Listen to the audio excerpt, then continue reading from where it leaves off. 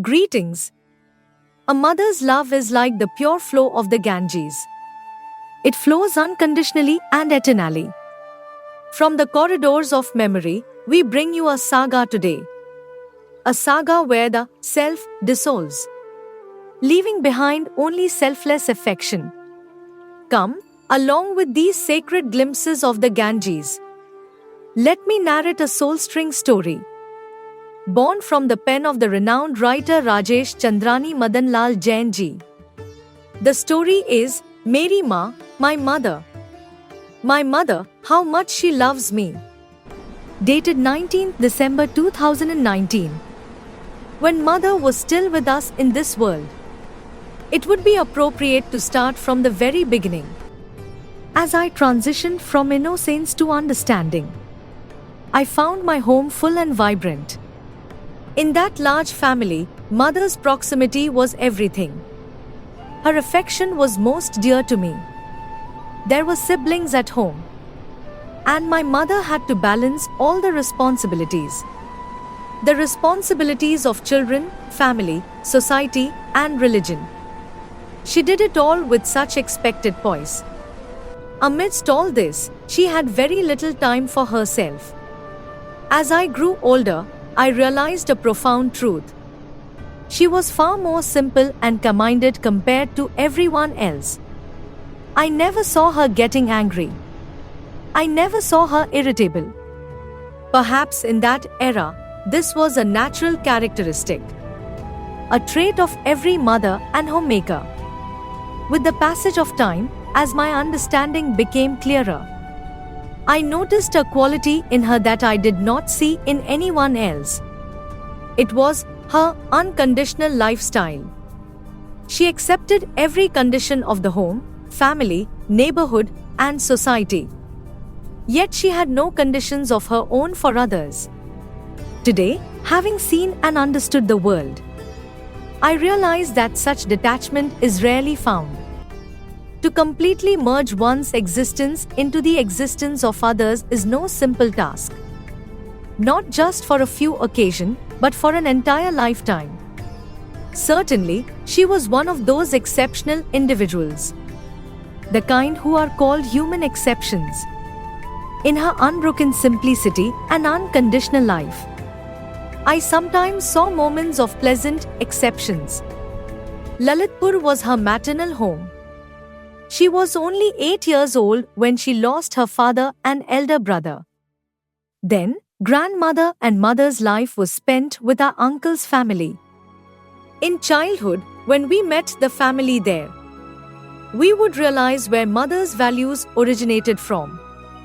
While in Lalitpur, a sense of authority would manifest in mother's voice.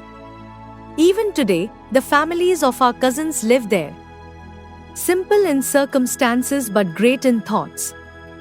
They always give mother immense respect and affection.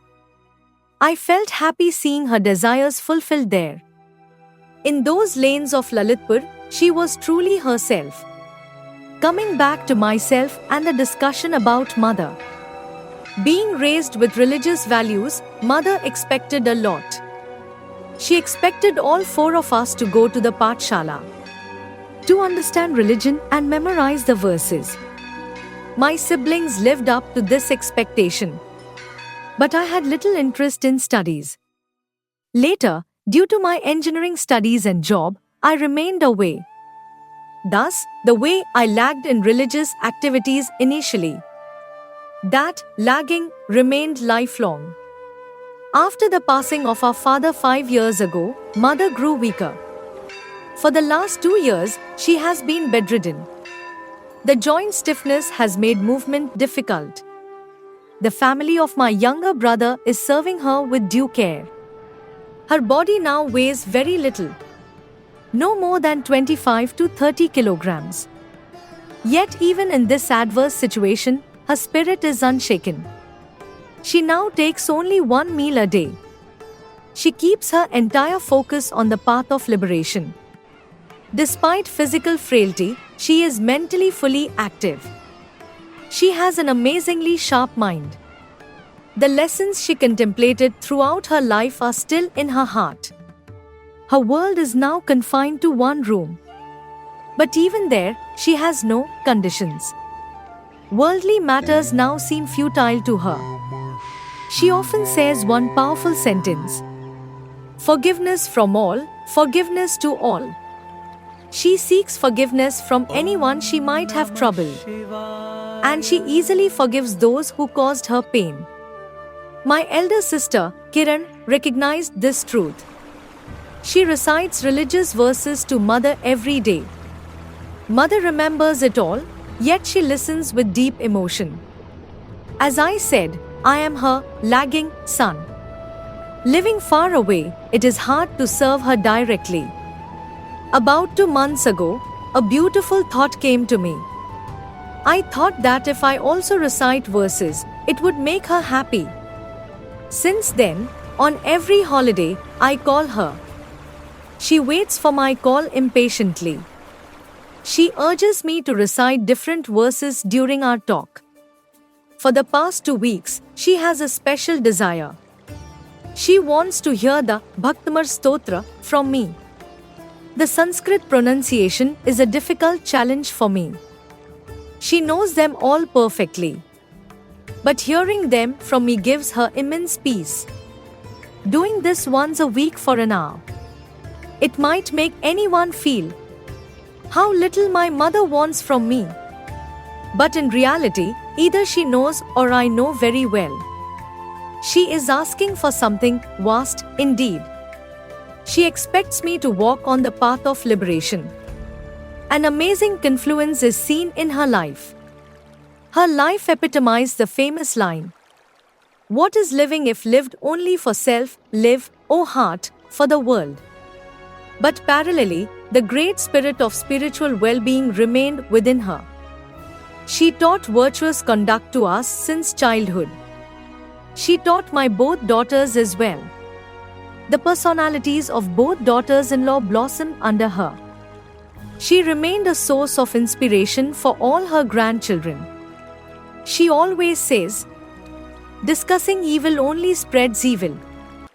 Therefore, only by talking about the good can evil be eradicated. My elder sister Kiran, remembering mother's nature, says, "Mother always stayed away from the others' affairs. She taught us that there is nothing in yours and mine." This teaching is our precious capital. Due to it, we get respect in society. We believe in uniting and never causing discord. Mother gave us values for the welfare of our soul. To be free from the sorrows of birth and death.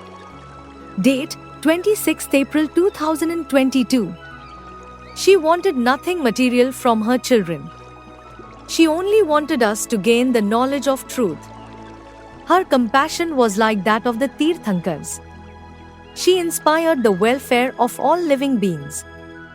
After Mother's ultimate journey in 2020, it was the difficult time of Corona.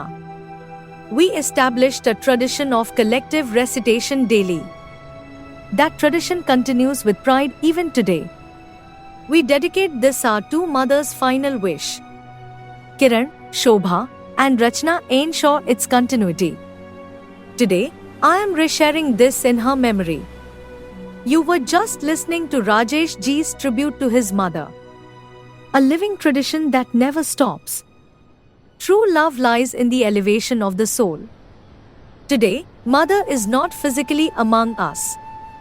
But the collective recitation keeps her final wish alive. Choosing goodness is the truest gesture of respect. The heart aches to share another news today. Shobha Ji, Rajesh Ji's younger sister, passed away in January 2026. She followed Mother's path on the eternal journey. We offer a heartfelt tribute to her in this presentation. Thank you for listening. Take care.